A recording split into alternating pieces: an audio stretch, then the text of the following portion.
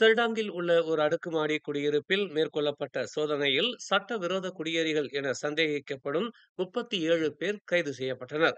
பிப்ரவரி 11ஆம் தேதி செர்டாங்கில் உள்ள பங்சாபுரி திமுரில் இச்சோதனை மேற்கொள்ளப்பட்டதாக குடிநுழைவுத்துறை தலைமை இயக்குனர் டத்தோ ஜகாரியா சபான் அறிவித்தார்.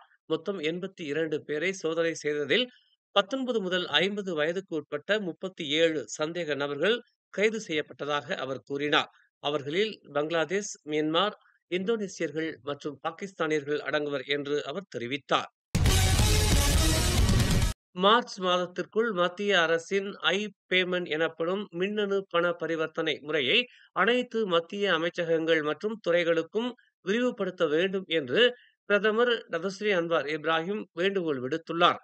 அதன் மேம்பாடுகள் மற்றும் நெறிப்படுத்தப்பட்ட சேவைகளிலிருந்து பொதுமக்கள் உடனடியாக பயனடைவதை உறுதி செய்ய அமைப்பின் செயல்படுத்தலை விரைவுபடுத்த வேண்டியதன் அவசியத்தையும் அவர் வலியுறுத்தினார்.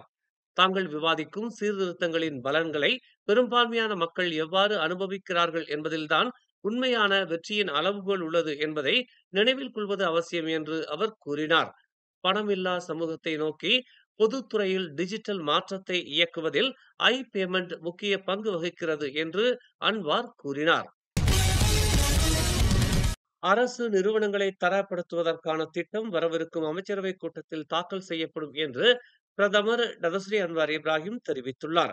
முன்னாள் கருவூல செயலாளர் டதஸ்ரீ அஸ்ரி ஹமீடன் சில அரசு நிறுவனங்களின் தரப்படுத்தலுக்கான பல திட்டங்களை வழங்கும் பணியை மேற்கொண்டதால் அமைச்சரவை மட்டத்தில் கலந்துரையாடல்களுக்கு பிறகு இறுதி முடிவு எடுக்கப்படும் என்று அவர் கூறினார். சில நிறுவனங்களை தரப்படுத்துவதற்கான திட்டங்களை அரசாங்கத்தின் தலைமைச் செயலாளரிடம் சமர்ப்பிப்பதற்கு முன்பு அவற்றை முன்வைக்க முன்னாள் கருவூல செயலாளர் அஸ்ரியை நியமித்துள்ளதாக அவர் கூறினார்.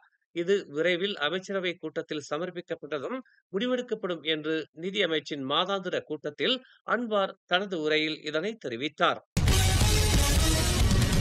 இம்மாத தொடக்கத்தில் ஜொகூரில் உள்ள தபான் ஸ்ரீஸ் கோடாயில் தனது மாமியாரை கொலை செய்ததாக 51 வயது நபர் மீது ஜொகூர் பாரு மஜிஸ்ட்ரேட் நீதிமன்றத்தில் குற்றம் சாட்டப்பட்டது. நீதிபதி அத்திஃபா ஹசீமா வகாப் முன் குற்றச்சாட்டு வாசிக்கப்பட்ட பிறகு ஜுரைடி ஜகாரியா என்ற அந்த நபர் குற்றத்தை ஒப்புக்கொண்டார்.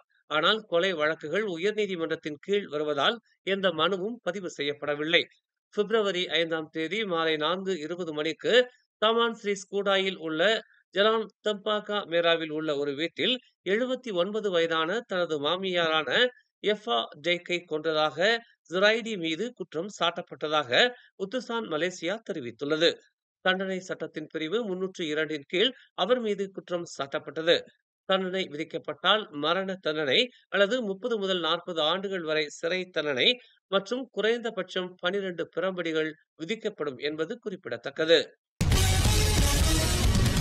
கிள்ளானில் உள்ள பண்டார் பார்க்லேண்ட்ஸ் கடையில் முகமூடி அணிந்த ஆடவர் ஒருவர் இரு பெண்களிடமிருந்து 50,000 வெள்ளி மதிப்பிலான நகையை கொள்ளையடித்ததாக தென்கிள்ளான் மாவட்ட காவல்துறை தலைவர் உதவி ஆணையர் சா ஹூங் போங் தெரிவித்தார். பாதிக்கப்பட்ட 28 வயது கடையின் உரிமையாளரும் 59 வயது வாடிக்கையாளரும் காவல் நிலையத்தில் புகார் அளித்த நிலையில் கொள்ளையின் போது பதிவு செய்யப்பட்ட சிசிடிவி காணொளியின் மூலமாக விசாரணை மேற்கொள்ளப்பட்டு வருவதாக அவர் கூறினார். கடந்த திங்கட்கிழமை நண்பகல் 2 மணி அளவில் இக்கொள்ளை சம்பவம் நிகழ்ந்ததாகவும் கொள்ளையடித்த ஆடவரின் வாகனம் கடைக்கு வெளியில் நிறுத்தப்பட்டிருந்த நிலையில் வாடிக்கையாளர் கடைக்குள் நுழையும் வரையில் காத்திருந்து கொள்ளையடித்ததாக தெரிய வந்துள்ளது. கொள்ளையடித்த ஆடவரிடம் துப்பாக்கி இருந்ததாகவும் அவர் பயன்படுத்திய புரோட்டான் X50 வாகனத்தின் பதிவு எண் போலியானது என்றும் பாதிக்கப்பட்ட பெண்கள் இருவருக்கும் எந்த ஒரு காயமும் ஏற்படவில்லை என்றும் சா ஹூங் போங் தெரிவித்தார். நண்பர்களுடன் ரவு பத்து தாலாம் ஆற்றில் குளித்துக் கொண்டிருக்கும் போது காணாமல் போன 22 வயது இளைஞர் 6 நாட்கள் தொடர் தேடுதலுக்கு பிறகு இன்று சடலமாக மீட்கப்பட்டார். பகாங் மாநில மீட்புத்துறை இயக்குனர் வான் அமாட் ஃபதிலா வான் அப்துல் இதனை தெரிவித்தார். கடந்த செவ்வாய்க்கிழமை நண்பர்களுடன் குளித்துக் கொண்டிருந்த 23 வயது அமாட் கைருல் நிசாம் எனும் சம்பந்தப்பட்ட இளைஞர் திடீரென காணாமல் போனதை அறிந்த நண்பர்கள் காவல்துறைக்கும் மீட்பு ஆணையத்திற்கும் புகார் அளித்த நிலையில் தொடர்ந்து 6 நாட்கள் தேடுதல் பணியை மேற்கொள்ளப்பட்டதாகவும் அவர்கள் குளித்துக் கொண்டிருந்த இடத்திலிருந்து 1 கிலோமீட்டர் தூரத்தில் அவரின் உடல் மணலில் புதைந்த நிலையில் கண்டெடுக்கப்பட்டதாகவும் வான் அமாட் ஃபதிலா வான் அப்துல் தெரிவித்தார். மேலும் செய்திகளை தெரிந்து கொள்ள தமிழ் மலர் நாளிதழை பாருங்கள். உடனுக்குடன் செய்திகளை தெரிந்து கொள்ள தமிழ் மலர் இணையதளம், தமிழ் மலர் செயலி மற்றும் மலர் டிவி யூடியூப் சேனலை வலம் வாருங்கள். எங்களோடு இணைந்திருக்க மலர் டிவியை பதிவு செய்து கொள்ளுங்கள். உறவுகள் மகிழ்ந்திட விருப்பம் மற்றும் பகிர்வு சேவையை சொடுக்கிடுங்கள்.